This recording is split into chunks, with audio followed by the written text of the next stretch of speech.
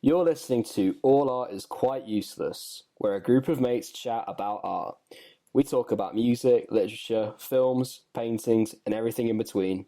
The podcast is also brought to you by Cavity Magazine, a magazine dedicated to bringing you the latest developments from the front lines of online writing. Find us on Twitter at Cavity Magazine and submit today. Alternatively, you can get in touch by emailing at submissionscavmag@gmail.com. submissionscavmag@gmail.com.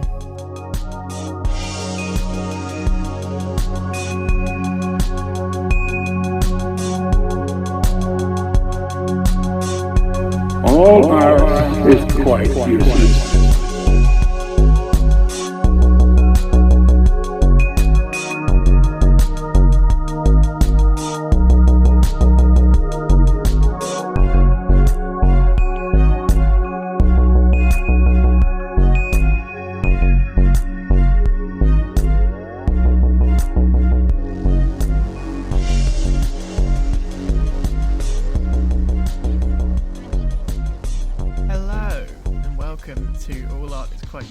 Episode 4. This week, at the behest of Olivia, we're all watching Blue Is The Warmest Colour, the 2013 film by Abdellatif Kechice.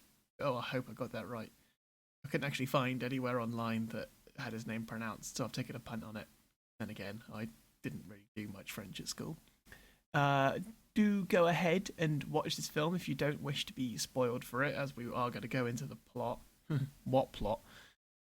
Oh, and do listen to the very end for a special guest appearance from Jamie's housemate Jack, who may be handing Jamie one of the largest cocktails I've ever seen. To the pit.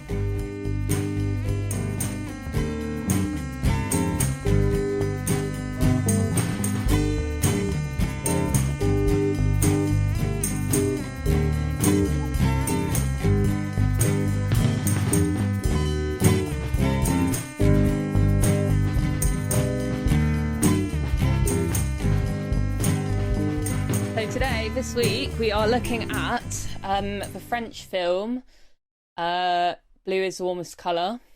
It came out in 2013. The director has a long name that I will not be able to pronounce, so I'll just refer to him as the director throughout. The director. Yeah. So Direct injector.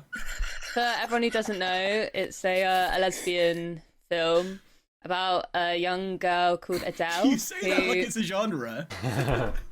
Well, that is what it is. It is on Netflix.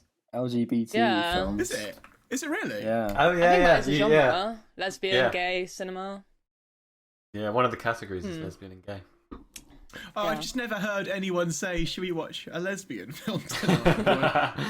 That's true. Been hanging in the wrong circles, mate. Yeah, maybe so. What a sheltered life I've led.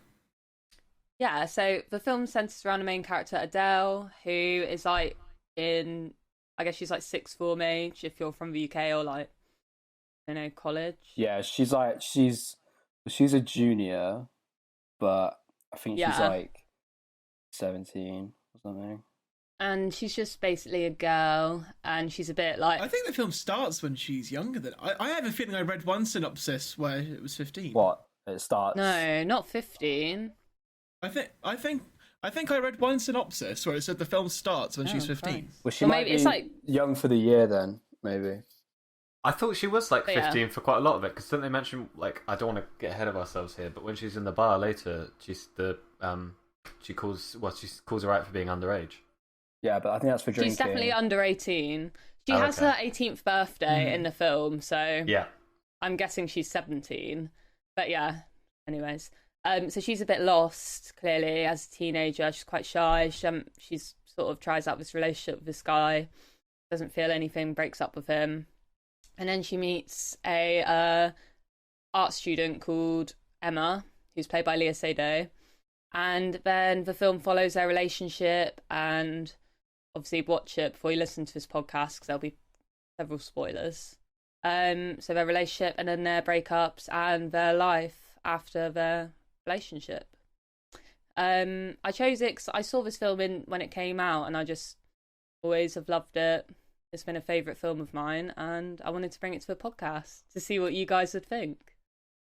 So yeah, what did you guys think? Who wants to take it away? I think you should, Jack, because you saw it. You saw it like hours before us recording this. So Yeah, so I watched this. I watched this on the day of recording. I skipped through many scenes because I was incredibly bored by this film. Oh my god! It's 3 fucking hours and nothing happens. It Oh my is so Christ. boring. Don't get me wrong, there is stuff that I do like in this film, but a 3-hour film needs to justify its runtime, and it did not. It just didn't. I think that's a fair enough statement. I thought that the cinematography, at first I found it quite engaging. It reminded me a lot of the way Shane Meadows directs his films. Like, it reminded me quite a lot of This Is England, where Yeah. it's like handheld and up close and quite intimate. But sort of after the first half an hour, once I discovered that all it was going to be was close up of this girl's like gaping mouth as she slobbers food over her face, and it was going to be that for 3 hours, I was just like, nah. So I like fast forwarded it in quite a few places. I thought a lot of the sex scenes were pretty gratuitous, not gonna lie. It made me quite uncomfortable. That might just be my natural prudish nature as an Englishman. Not quite down for this, you know. I say. Oh Yeah, no, too rich for me. Thank you. Was it? So I found myself skipping through a lot of the film.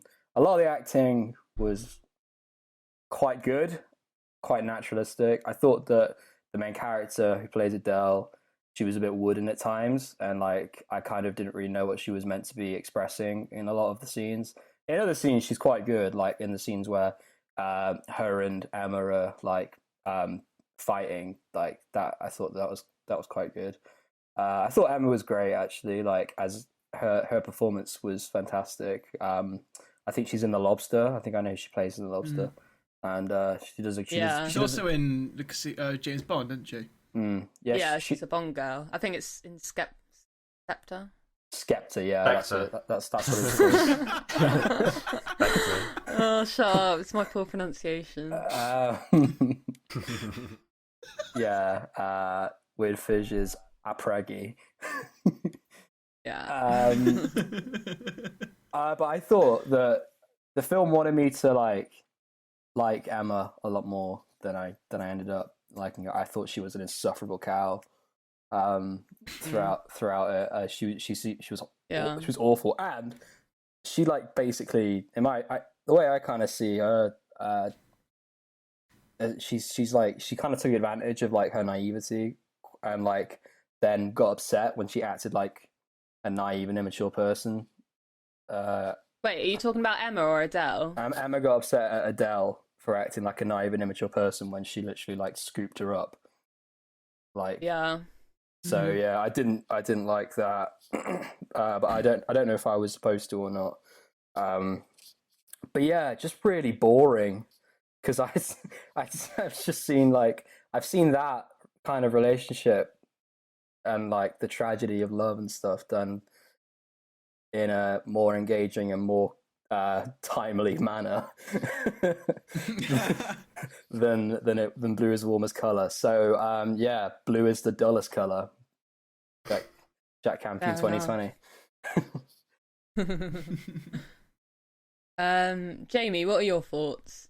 I really enjoyed it, and I'm afraid Yay. of becoming that guy who says he likes everything, but I did genuinely find a lot to like in this film. That is a bit you, though, Jamie. You're You do just a- tend to do that. You're just a good sport. I'm just looking for positives, man. Yeah. Yeah, you're a positive person. I think it's also worth saying that I'm kind of a sucker for these kinds of films, like independent coming of age, which this is a bit. I think the first half is a lot more than the second half, but those kind of films, if it's done well, I usually find a lot of charm in, and usually that's quite an endearing thing for me. So I think a lot of it was down to that. I actually liked the filmmaking the whole way through. I know, Jack, you said that you found it kind of as it went on it like dulled a bit on you.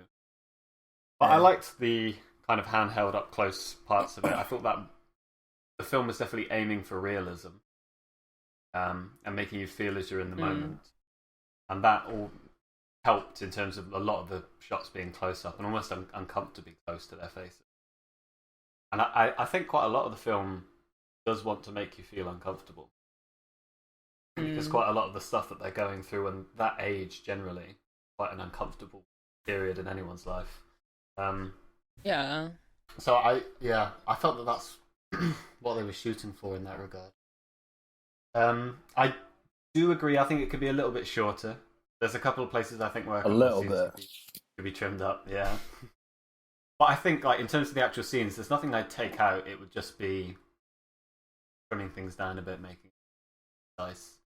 But I thought every scene was valid, and I couldn't think of any when I was watching it, because I had that thought of quite long. But then going back and thinking, are there any whole or entire sequences that I would want to take out from the film, or that I take out any? Not one any of the few particular? very long sex scenes. Those They were Jamie's favourite. Jamie wanted more sex scenes. I think those bits definitely could have been trimmed down quite a lot. Yeah. But They should have also had clothes on. I also got the impression that those scenes were kind of meant to redress some kind of balance, because it's not something that's seen on screen very often, and I think particularly at that time, like I was reading online before this, that the year that it came out was the year that same-sex marriage was legalized in France. So I don't know whether that was kind of the director's aim to not overload the film, but, you know, put a healthy portion of that as a representative part of the film. Yeah. We'll come back to the sex scenes later, because I've got a few issues, and I've got a few things I want to say about them, and I'd be interested to hear your guys' report. Louis, what did you make of it? I more on Jack's side than anything here. Yes! 2 on 2. It is just honest. I think this film is painfully long. It needs a heavy edit, and also, like, I feel bad as Jack was speaking. I was just nodding so much. Just like, you kind of hit a lot of the points that I wanted to make, and just that I've seen the heartbreak of passionate relationships done a bit better and in way less time on screen before. For the amount that clearly a lot of effort's gone into this film, and the performances are really good. Well, actually, I think Olivia Seydoux is really good. Also, like Jack said, I think I didn't know what the character of Adèle was supposed to be getting across to me sometimes, and I couldn't tell whether that was a language barrier thing or a performance thing. But it was just so many times where I was like an hour and like 20 minutes into this film, and I was like, I still don't even entirely know who this character of Adèle really is. I couldn't really tell you what her traits were at this point in the film. Because sure, she had lines of dialogue, but they were never that revealing. I don't know if that's a stylistic thing of we're not supposed to. She's quite typical in the sense that she could be any sort of character. I don't know. I just, for a film that's going to be 3 hours long and a coming of age thing, I wanna like my central character a lot more than I did. Generally speaking, I think a lot of the dialogue was quite insufferable. The amount of scenes that took place in an English class, English like literature class, that is. It's just like at least they were discussing French literature, some of which I looked up afterwards and actually sounded quite interesting. But I was just like, this is so not to make the pun, but masturbatory. Like, look at how grand and lofty the ideas of this film are. No, I just didn't buy into much of it. I really wanted to like this film as well because I've been wanting to see it for a long time. And I remember Mark Kermode's review being really positive when it came out, and I'd been interested in seeing it at some point. But for the amount of reverence that this film gets, I couldn't see it. Like I said, man, just too long. I could barely think of films that I like that are 3 hours long that justify their runtime. Yeah. I love Blade Runner 2049, but I still think there's scenes in that could go a bit. Yeah, I had to watch it in 2 sittings, and I think partially that's down to the camera work was just making me feel a bit nauseous at times, and just how close it was.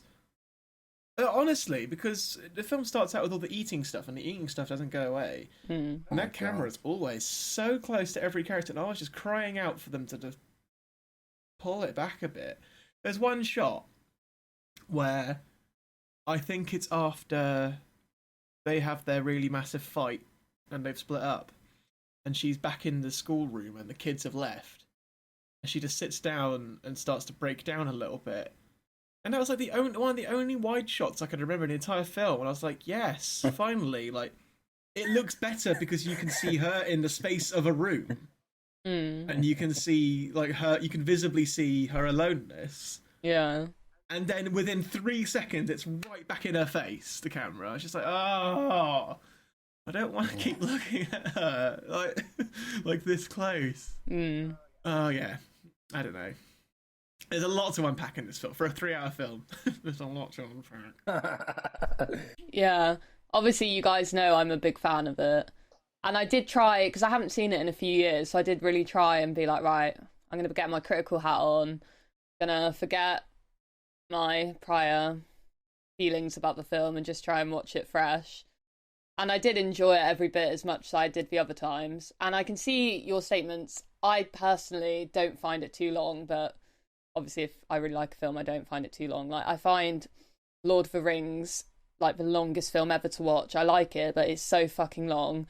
Whereas this film, I get to the end and I could watch more because I find it so compelling, the way that the story is told. And just the story of Adele, I think it tells such an honest story about like being young and being unsure of yourself, and then just having this like really passionate love, and how you can be like really naive, but then it will obviously make mistakes, blah blah blah.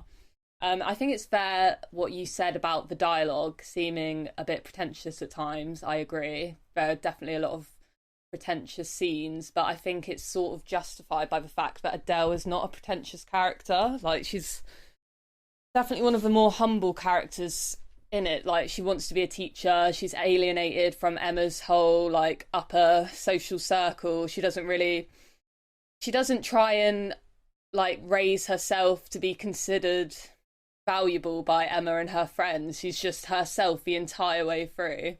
I think when you said that you don't know who she is, obviously I think that's probably partly to do with the fact that it's a coming of age film, the first half especially.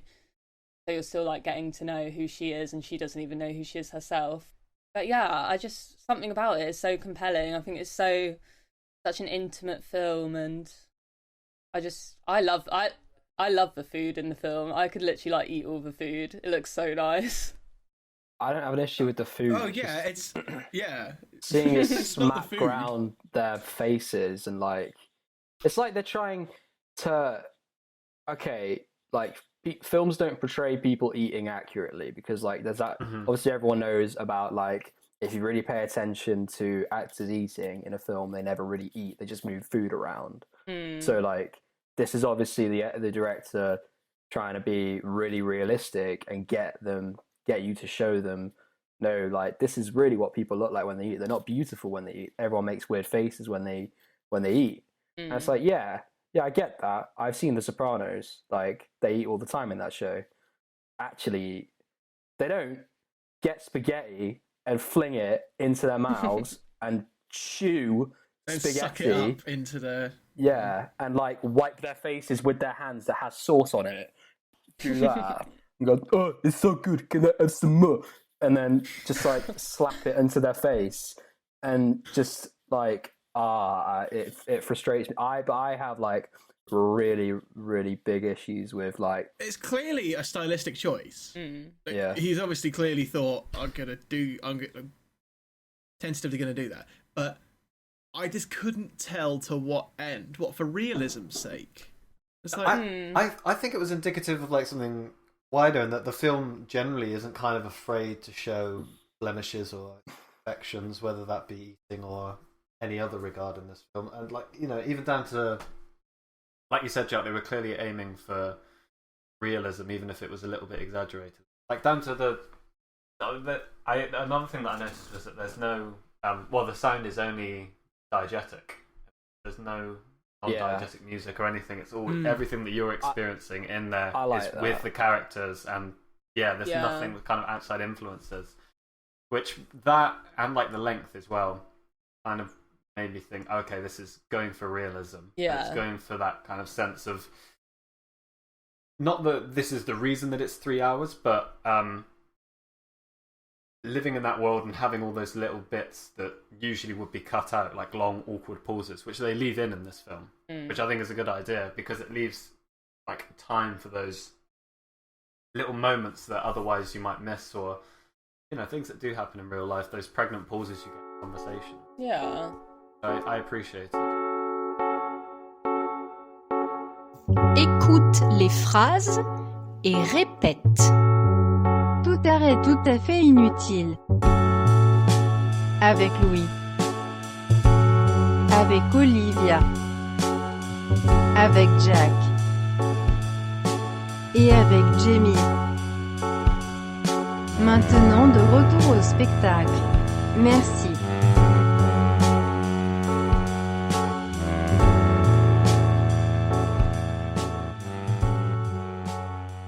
it did feel very contrived though, like with everything that happens romantically.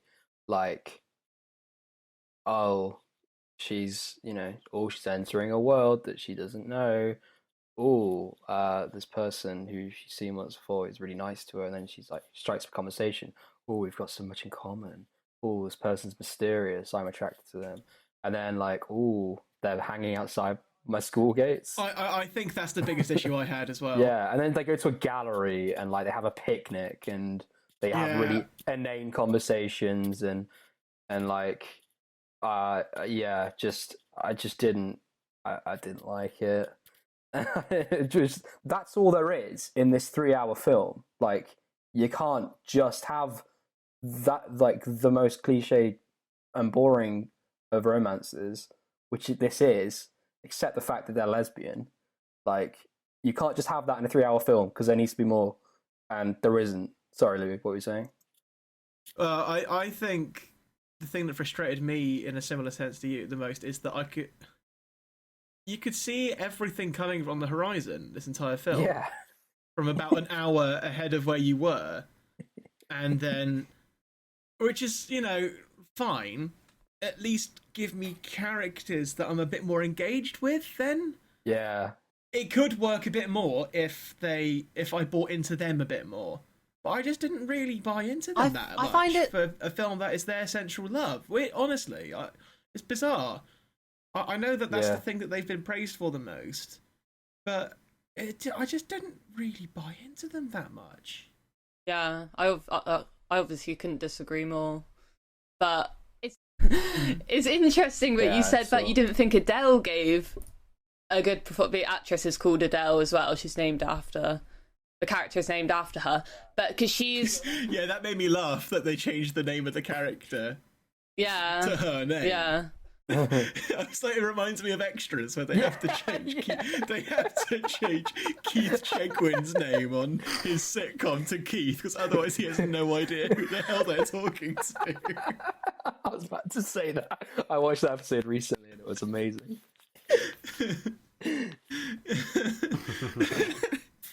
I didn't think might be harsh on her. I didn't think that she gave a bad performance all round, but there is a lot of her just pouting, well, not pouting, just like open mouth stare. Do you know what I mean?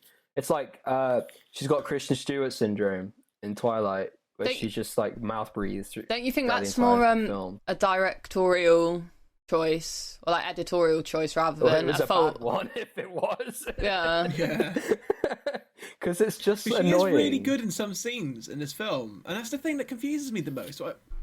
When I finished this film this morning, I had no idea how I felt about it, because overall I was bored to tears. But there are some moments in it that are really good, Yeah. and where the performances really do work for me, which is why I believe there is a good film in here that I would really enjoy somewhere, but it's just so lost in the edit. And certain writing choices just sort of let it down for me. I thought that the best scene for me was the party scene. Yeah. That was where I was like, oh, if the rest of the film's like this, then I can kind of I can forgive it. Like, Is this its the patchy start. the one where Emma has like her art friends over? Yeah, because I Yeah, liked how the film was making fun of the. Well, I think it was at once making fun of it and then also smelling its own farts a bit about how everyone is like really arty and pretentious, but also like the film is really arty and or trying to be like that a little bit, and also has lots and lots of references to stuff like that. But anyway, like I thought it did a good job of contrasting how Emma's really engaged with that world and how Adèle and that other actor guy are just like not asked about it at all. And I like that was the best stuff in the film for me, was the relationship between those two. That developed, but then it was only a very small window in the film, in contrast to the rest of the film.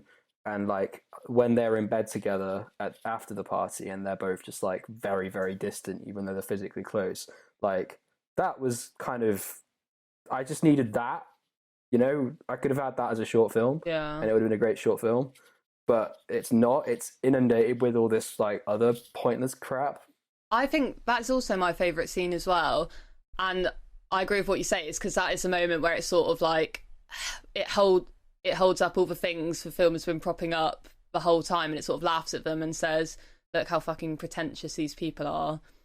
They're such dickheads. And one of them turned her nose up at Adèle for saying she was a teacher, and it's just like, what a fucking dickhead. And they're all taking it. Yeah. And like the people who are talking about art, like I probably sound really pretentious saying this, but like they're meant to be artists, and they were literally like talking about the most basic shit, and I was like, I don't know if that's I don't know if that's a fault in the writing or if that's deliberate, but I was like Egon Schiele is not some like underground artist that no one's ever heard of. Do you know what I mean? It's just like bizarre.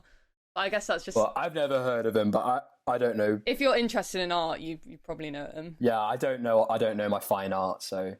My moment for that was at the end, at the gallery at the end, when they have like their last conversation together, and then that guy comes over and it's like, I just wanted to ask what you were thinking when you painted this. Well, I was just like, what? That's a really weird question. What?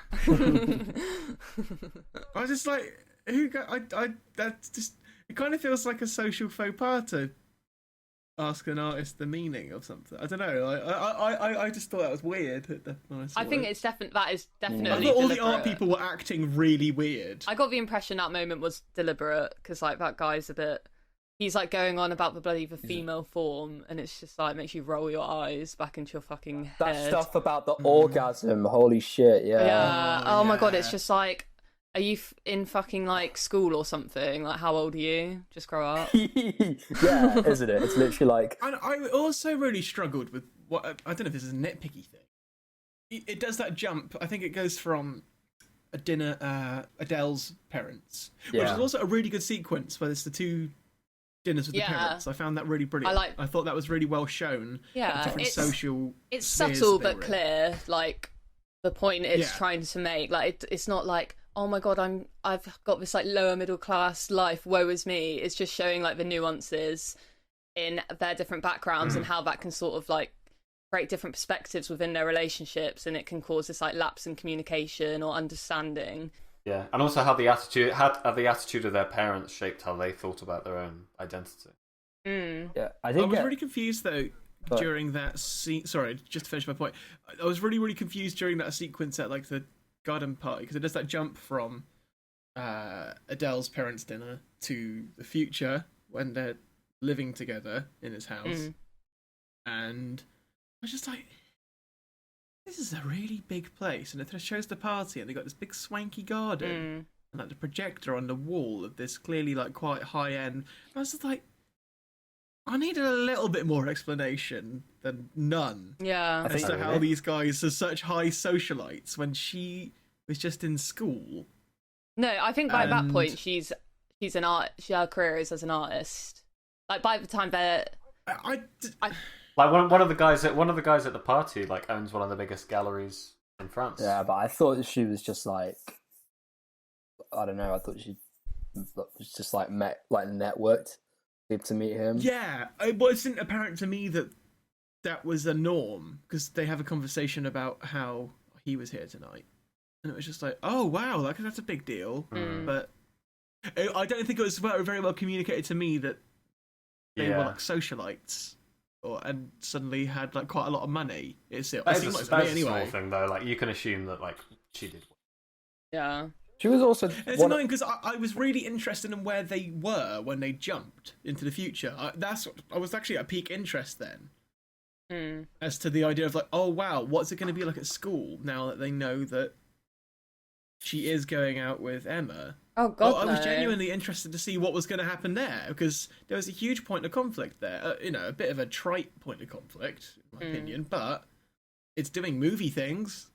And I was actually a bit interested to see what the fallout was going to be. Well, I think on Adele's school life, but then it just jumps to the future, and I was just like, oh, okay. Yeah, she apparently gets shunned by her friends. I didn't notice that at all.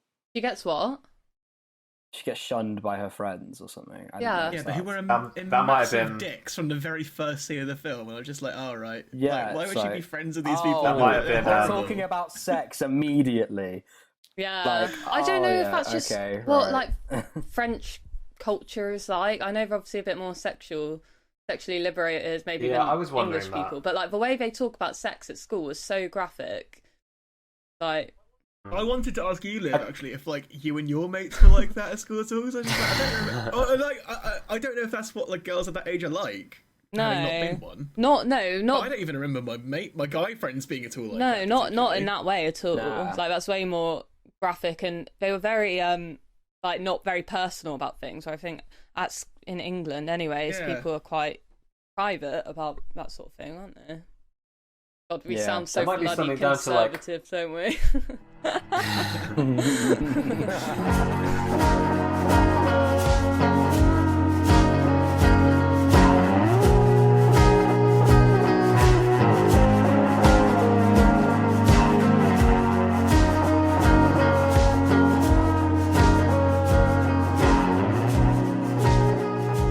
Saying about some of like the dialogue earlier, that might be all down to like a translation thing. I was wondering this when I was watching it, how much of that is kind of lost in the French to English. And we were obviously all watching it with subtitles. Sorry, because a lot of it has that it has that anime effect where you're watching like an anime with subtitles, and they'll say something with loads of gusto, and like it sounds really cool in Japanese, and then what they're actually saying is like the weirdest phrase that doesn't fit the context at all. So I think I think a bit of it is lost in translation.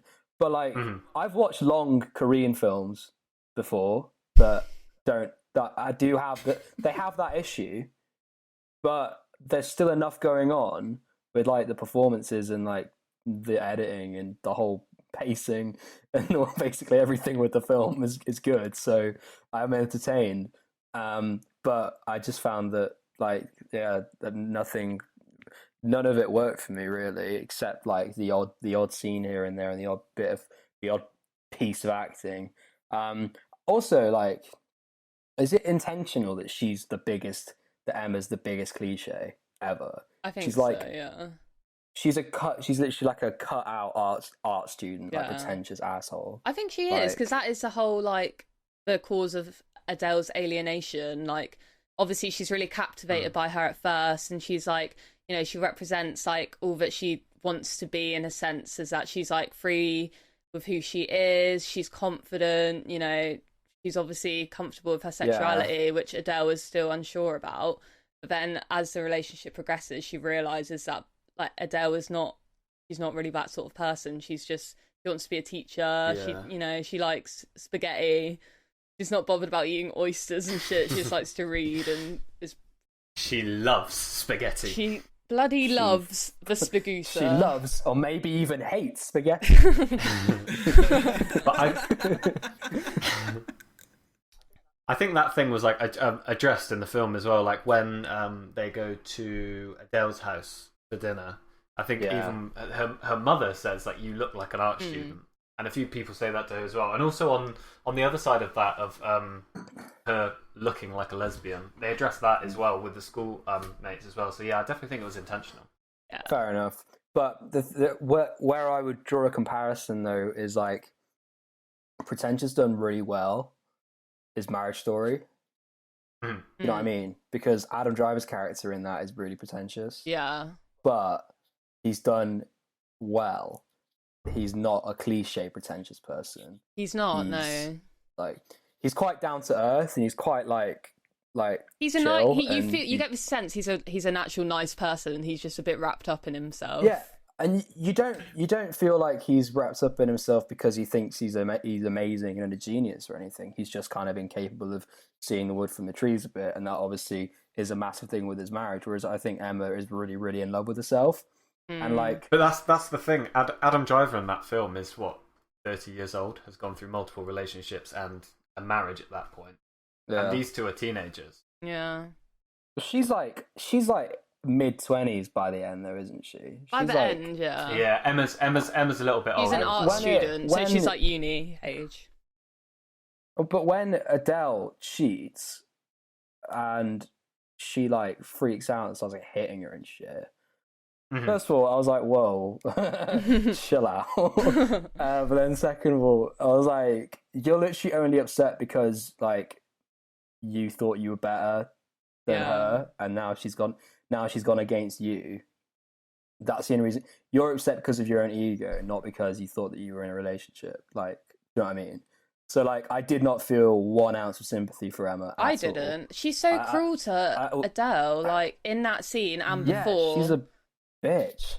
She's not very nice to her. And like, the thing is, and I don't want to say that as like a negative against the film, but it didn't help. I was going to say, like, having fallible characters isn't necessarily a bad thing. No, definitely not. But it didn't help that I was stuck with her for such a long time. Do you know what I mean? And like, I didn't like her from the off. She was a cliche, and then when she's really mean spirited all the time, it doesn't. Do you know what I mean? Yeah. So it's like the Wolf of Wall Street. Like when the Wolf of Wall Street came out, Mark Kermode was like, "You like spending time with Henry Hill from Goodfellas because he's actually like really charismatic and quite nice on the surface, but he's actually a horrible gangster." But then you don't like spending time with the Wolf of Wall Street guy because he's just in and out asshole. Yeah, that's how I felt about Emma. Do you know what I mean? And it's like I'm forced to spend this time with you. You need to endear me to you somehow, and she just didn't. And like in any way, Adele in that breakup scene, like it's just I think that is like the best bit of acting from Adele, the actress, like. The way she like cries and stuff, it's like that scene is so realistic, great. And it's like so heartbreaking. You just feel like she's such a lost person who's like obviously she knows she's done wrong, but she's not a bad person. She was just fucking confused and alienated, and she's genuinely like sorry. And it's just such a good bit of acting on her part. Yeah, she wasted like the prime years of her life on like this absolute bitch. I would love to have seen a bit more of other characters in the film, especially the characters from like the first act of it. Yeah, her gay friends. I quite liked him in the film. I thought he was quite an interesting character. Yeah, me too. But once again, he just gets dropped, and it's like, and at the points of the film in like the second half of it, chapter 2 has like the French title of the film is like The Life of Adele, chapters 1 and 2, isn't it? Or something like that. Yeah. And the film is like pretty clearly severed down the middle. The second half of the film, I was just crying out for another character for her to talk to. Yeah, it wasn't Emma. some relief. Because for as all of us think that first half was quite cliche in a lot of its senses, it did some of it right. And I would have preferred some more characters for her to bounce off. I know that the whole thing they're doing is like, it's about these two people, but I found one of them insufferable, and in order to get more out of Adèle, I needed her to bounce off someone else, for me, personally. Yeah. But then I guess the second half of the film is showing about how alone she is. It was a relief when when there are scenes with her in the nursery, because it's just like, oh, thank God Emma's not in these scenes. Yes, I thought the exact same thing. I was so thrilled when we got nursery scenes. I love They whizzed those. by. They're so cute and heartwarming. I love. Yeah, they were. Yeah, It's so sweet. Those kids with the really big glasses were so adorable. Oh yeah. yeah. The kids. Those kids were some of the sweet. scenes that like endeared me to Adèle most, because it's like up to that point that you see that she has a real passion. Yeah, and I think that's where, and it's the only scenes as well where she doesn't feel like an outsider, or doesn't feel like she's out of her comfort zone. The only place where she's clearly comfortable, and I think that's why a lot of the film it ends like it does, and those splits and those separations happen. But yeah, I in terms of like her being an endearing character, those were the scenes for me that really made the most impact. Yeah, and I can forgive a sometimes boring and one-note performance. To be fair, like, not all of my favorite films have amazing acting in it all the way throughout. You know what I mean? Like, definitely, because if I'm endeared to a character, if they're a bit spotty every now and then with the acting, it doesn't really make a whole lot of difference, because I'm still there for the character. But like Louis said, it would have been really nice to have a counterpoint between Adèle and someone else. Like if because she does literally spend all of her time with Emma, and then even when she goes off and has an affair, I don't remember hearing the person she has an affair with speak at all. She never gives. I don't think she ever gives a like they ever have any kind of romance, do they? Yeah, they have like, one conversation in the school. I bought into that. I bought into that. Yeah, I think it was just out of desperation, wasn't it? It wasn't, the romance wasn't necessary. Yeah, I was gonna say, I don't think Maybe. she felt any romantic feelings towards him. I thought the scene where they danced together was really good, actually. Yeah, that was a I scene thought that that was went quite on. fun. That was a scene where I was like, okay, how long's it been? I was looking at my watch. I was like, how long have we been dancing for, lads? Come on, speed it up a bit. Hi. Hi. I'd like a croissant, please. Yes, that's true, he would. Okay, croissant, sure. He's very popular. Be more subtle about it. That's true, I suppose. You didn't have to say that.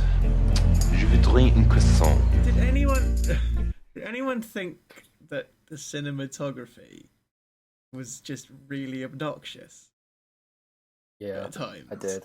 In terms of when they're sat on like that bench kissing, and that golden beam of light is right in between them. I'm just like, oh god, this is just really trying to hit all the cliches, isn't it? And it's like, right, the film's called Blue Is The Warmest Colour. Let her hair be blue. She's always wearing a blue dress. When they hang out, they got blue nails. She's always. I was just like, I get it. I get what you're doing. It's begging for an obnoxious, softly spoken man with an Irish accent to do a video essay on saying, "What is the meaning of blue? In blue is the warmest colour." Here we can see Adèle's wearing a blue scarf. You know what I mean? It was the symbolism in the film is not subtle, and I do agree. Like sometimes, like in one scene where they're like they're just like chilling in the grass, and Emma's eyes are like really blue, and it's like it looks like you're in year 8 and you've just put an effect on to make your eyes really blue. Like that bit, it was a bit jarring. Yeah. Well, she's in the sea and she's surrounded. Oh, but blue is now drowning her. Oh no, I do like that. I think that's really beautiful. That shot. Oh, but what about their last encounter in that cafe? Yeah. When Emma walks in from the blue lighting, and then Adèle's wearing a blue dress, but then actually Emma's gonna walk back through the blue lighting, and she says goodbye to the blue. Bleu. Bleu. Yeah, it's like a cinder block over the head. The color symbolism in this. All right, we've had a lot of slagging off. I need to hear from Jamie's side. We haven't had enough. We haven't had enough of the good stuff. Louis and I will be starting our own podcast called Fuck Blue is the Warmest Colour. I really liked the amount of parallels that there are in this film. That's something that I noticed on that viewing that kind of stuck with me, whether it be through the first chat that Adèle has with the first guy goes out with. They go for the food, and then later on, because they talk in that scene about her liking the book and him not liking the book, and then later on she has basically the same conversation with Emma except art. And there's loads of like moments like that throughout the film where I thought, okay, this is, in terms of the way that both the two parts are separated and how it ends and how it begins, you can definitely see that a lot had gone into the narrative construction of it, and I appreciate it. Yeah, I think the script is its strong points. It's so natural.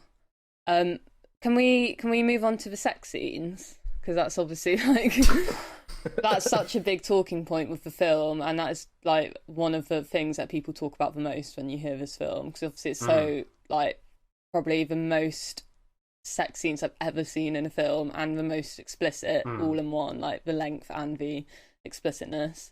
Yeah, and it was actually, I'll go into a bit of context. There was actually some controversy. Obviously, a lot of the original author who wrote the graphic novel this is based on said that she wasn't happy with how it was portrayed in the film, and it was nothing to do with, she like had no input.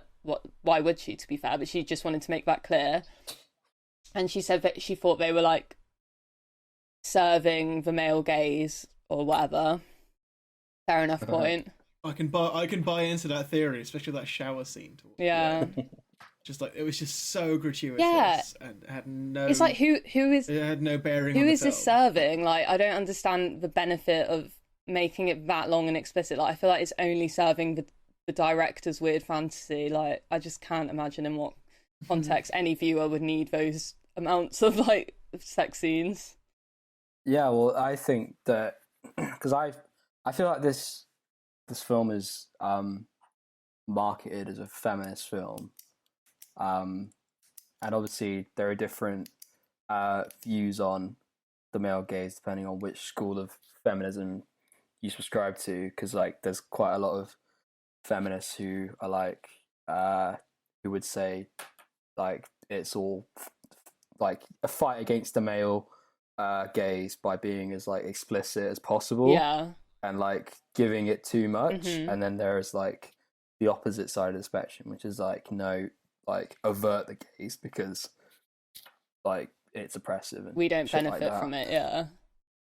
Yeah. I felt like this film was trying to do the former, but I feel like it's massively undercut because like it's so gratuitous that like I can just imagine like a compilation CD of this existing and like being passed around a school. Yeah. like an all boys school. Like blue is the warmest colour, all sex scenes. Just like, do you know what I mean? That's what happens in France.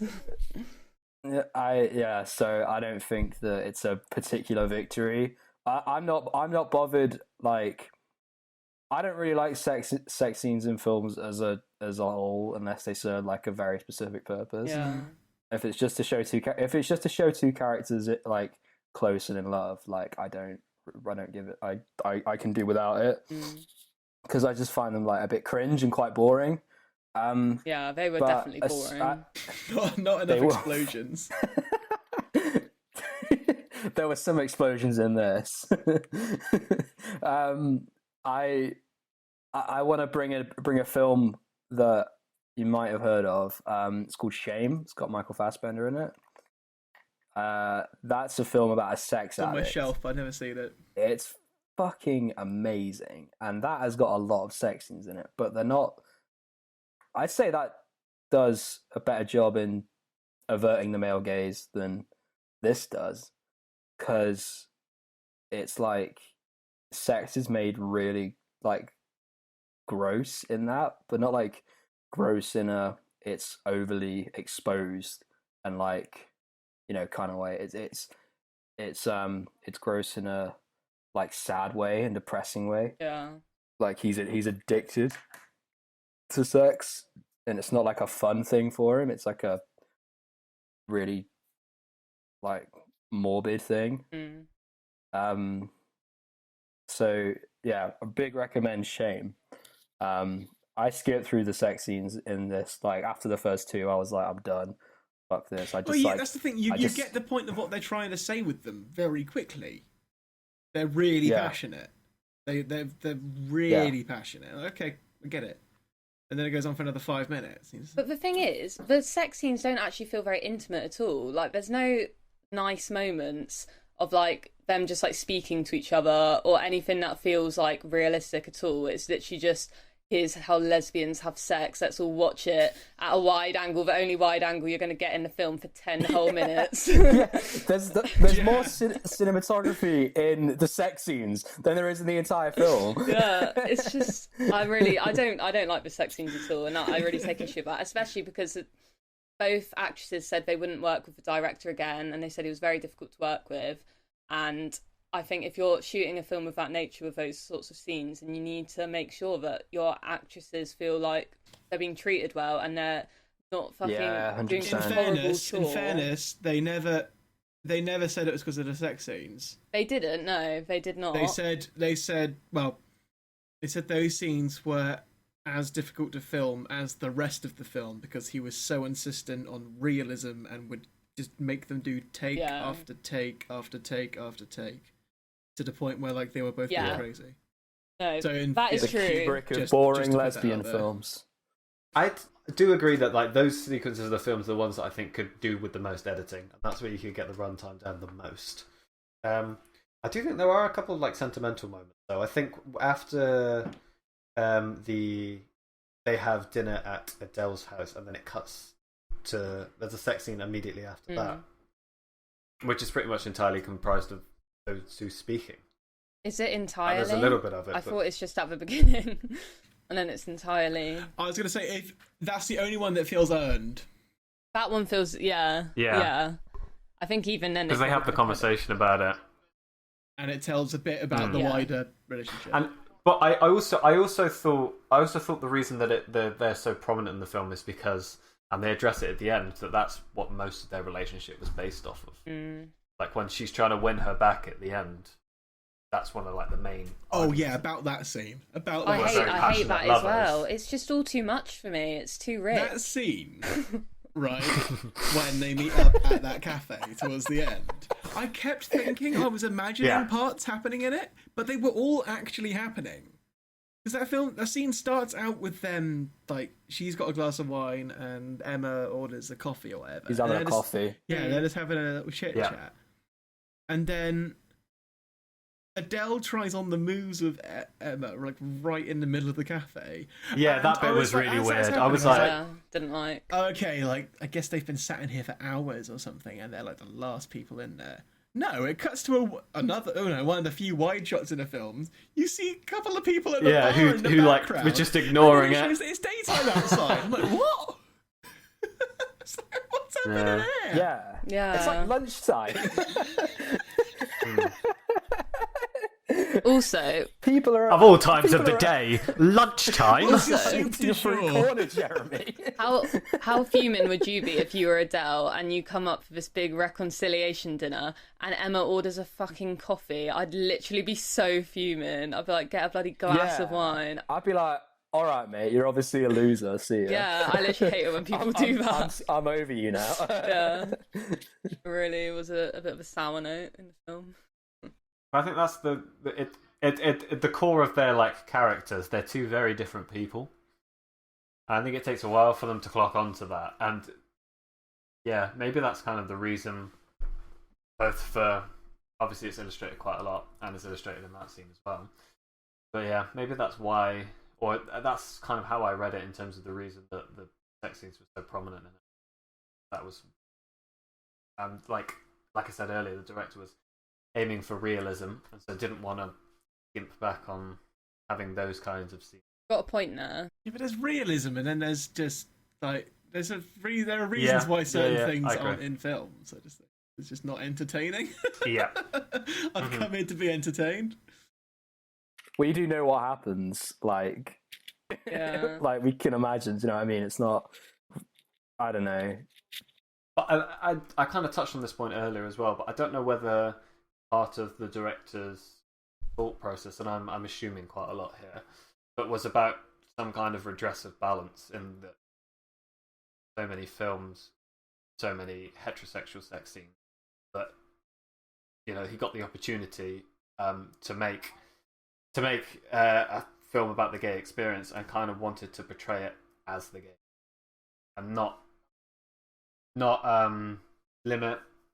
I'm sorry, I'm not expressing this point in the most articulate way, but they didn't want to.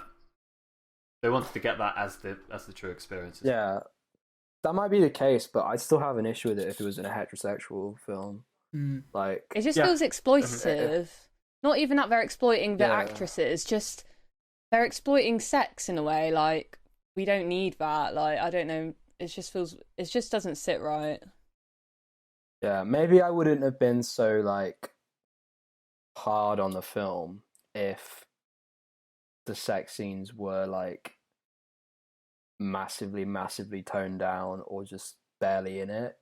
Like, but then you're left with kind of a just really bland film, and like as I said, I literally skipped through most of the sex scenes, but then like they seem to be the most interesting things in the film because there's just nothing. Because other than the controversy surrounding that, like, as me and Louis have like kind of battered this dead horse to death with, it just feels like a bit of a husk of a film. So yeah, I don't know. Basically this film just did not work for me in any way, shape, or form. So maybe the censored version. It's a shame. I really wanted to like it more than I did. So did I. I wanna point out that I really went into this film optimistic because Adam from YMS. I remember when the film came out, and he gave it a glowing review. Like, he said it was like really, really good. I think it was like one of his films of the year. I didn't see it when it came out, but it's always been on my radar. I think 2013 was a really, really interesting year for films as well, and this was one of those films that you had to see, and that's why I've always wanted to watch it. So when you suggested it, I was really excited, and a bit let down. Like, fair enough. I didn't. That's why I really wanted to put it to you guys, because I did think there'll probably be this sort of, there'll be quite a differing reaction across the board. I'm glad you did. I thought, Louis, I thought you'd like it more. You and me both, mate. I'm not surprised by Jack's. I'm not greatly surprised by your opinion. Oh, why? Well, if it's not about a white male, you're not interested, are you, mate? Yeah, that's definitely not true. This is getting edited. Cheers, bro. What were you saying, Jamie? Yeah. What did you anticipate me liking? I thought you'd be more open to it. I don't know. You're just open to things that I think I don't know. You don't close yourself off if there are a few elements you don't like. And I know you. Neither do I. Right. Just making sly digs over here. No, I don't know. I think generally I'm just less harsh. Yeah, you like a Bildungsroman, No. so I do. I like This just isn't a good one. I do. Yeah. This is very much the twilight of Bildungsroman. I don't think that's a fair comparison. Oh god, it's definitely. And also, I really like Twilight. Shut your mouth.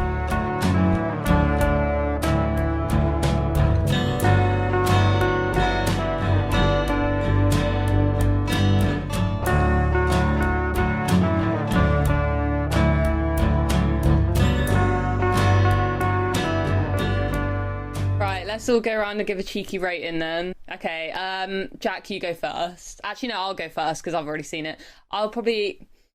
For me, it's probably one of my favourite films. I don't think it's perfect, but I'll give it a 9.5. Fucking hell. Looney Tunes eyeballs just popped out of my head then. I'm gonna give it a 4. Probably being generous there. Give it a 4. I'm also going to give it a 4. Oh, Louis, come on. I'm going to give it an 8. That's I think that's probably more accurate. This is the most divided that we've been, I think. Phil Undu was So quite far. dividing, but this, maybe That was only maybe a this range one of takes... 4 till 7 though. That was a scale as well. Like I think 6. I probably take back my 6. What is this? What is it? What is it? What the hell is that? Fucking... What is it? Lemonade, Jack. Lemonade, the cordial, and what's the other thing in it? Oh, Louis, this is staying in. This is staying in. If that wasn't picked up on Jamie's mic, a phantom man just arrived in Jamie's bedroom, handed him a cocktail, and has disappeared again. It's pint a very of luminous cocktail. green. A pint of Not many cocktails come in pint glasses. But in Casa del Jamie, Now they're green.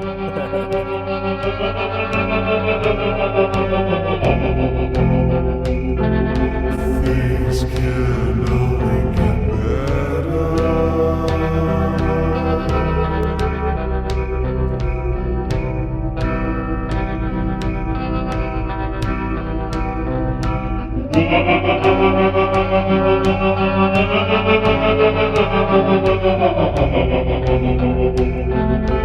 Things can only get better.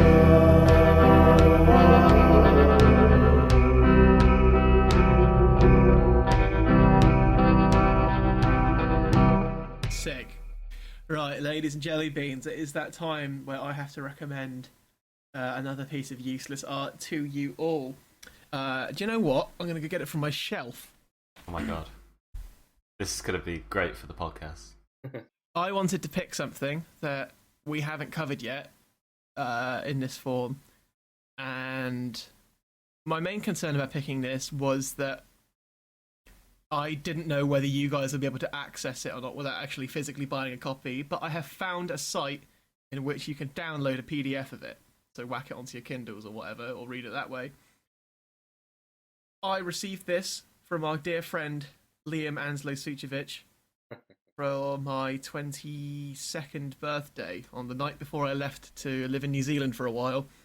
It's Daniel Close's comic series, Like a Velvet Glove Cast in Iron. I have a link for you all to find it. I really wanted to pick something that I've never read before. I have read this, and when I saw it on my shelf this morning, when I was lying thinking about what I should suggest, I saw that spine and thought, that thing was so mental that it's like I've never read it before. Mm-hmm. So I would love to revisit that, and because I finished another really good graphic novel yesterday, the Jimmy Corrigan, Smartest Kid in the World, I'm on a graphic novel hype right now. Right. Liv, I believe you've read. Is the same guy that wrote Ghost Town? Yeah, I read Ghost Town. I think I lent you my copy of that, didn't I? Yeah. And that's a very good one. But this is off the deep end. Sick. That sounds cool. And I think it's going to make for some pretty interesting discussion. Nice. Is it like a graphic novel, or is it more of just like a series? It was a series, but this is just the collected works of all of it. Okay. Ooh. So which one? Okay. It's called Like a Velvet Glove Cast in Iron, and I can send you all a link to the PDF. I checked that all works, so I've got that on my phone as well. Although I would recommend buying a physical copy of it if you can, because the artwork's really good. Yeah. And I always like owning the physical copies of graphic novels because they look good on the shelf. Yeah, I don't own any graphic novels, so I might have to invest. That would be a good time. Yes, I would always recommend to support the artists that make these things. The weather's looking good this weekend, so hopefully you can sit in the garden and read. Lovely.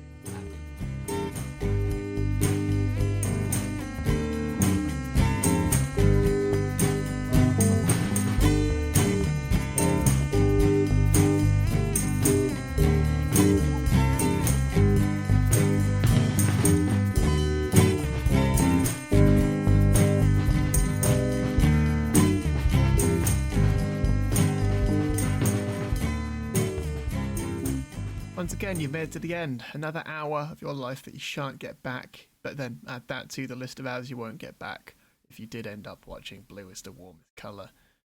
Next time, like I said previously, we'll be reading Daniel Close's comic series Like a Velvet Glove Cast in Iron. There will be a link to the PDF of that in the description of this podcast. Though once again, I do recommend that everyone just buy the copy because the artwork's wonderful. It's nicely bound. Support your artists. It's pretty crazy, so do mentally prepare yourself. And if you'd like to submit anything, then email us at submissions@cavmag. It can be poems, prose, anything you want to go on the blog, but then even questions just for the podcast. We'd like to have a bit more interaction with the good people that are listening to this that aren't just my mother and father. Not that they'll be getting any sort of enjoyment out of this whatsoever. Right, so that's that for another week. Until next time, so long.